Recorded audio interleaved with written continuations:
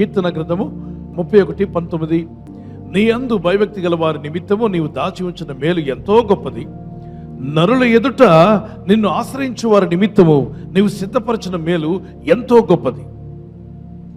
దేవుడు తన యందు భయభక్తి గల వారి కొరకు కొన్ని మేలును దాచి ఉంచాడట.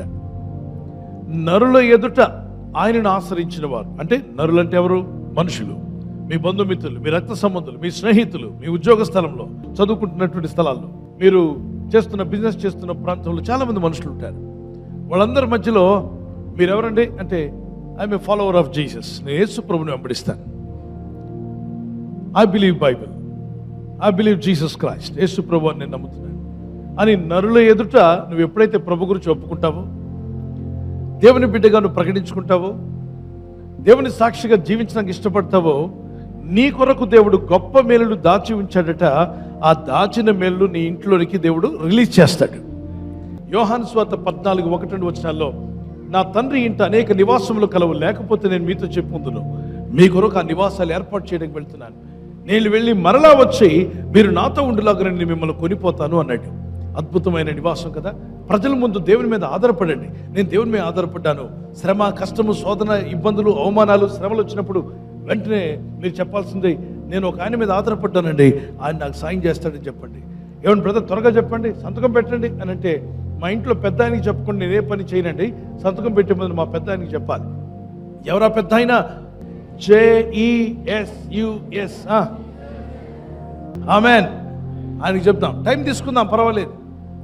మన కొరకు దాచి ఉంచినవన్నీ మనకే ఉంటాయి. దేవునికి స్తోత్రం కలుగును గాక.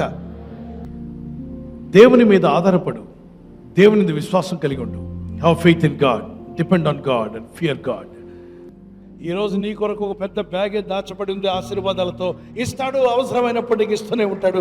కనుక భయపడవద్దు. నా దేవుడు నా ఆకలి తీరుస్తాడు. చేతులు పైకెత్తి, నా దేవుడు నా ఆకలి తీరుస్తాడు. ప్రార్థన చేసుకుందాం. గుండె మీద చేపెట్టండి, ఒక చేతిని ప్రభు పెట్టుదాం, ప్రార్థన చేసుకుందాం. పరిశుద్ధమైన మా తండ్రి, నరుల ఎదుట నిన్ను ఆశ్రయించిన వారికి, నీ యందు భయభక్తి కలిగిన వారికి నువ్వు దాచి ఉంచిన మేలు ఎంతో గొప్పవని సెలవిచ్చిన. అవును తండ్రి, మేము ఎక్కడికి వెళ్ళాలో, మరణించాక ఎక్కడికి వెళ్తామో కూడా నువ్వు ముందే మాట్లాడావు. నీ ప్రజల జీవితాల్లో కలవరం తీసేయండి.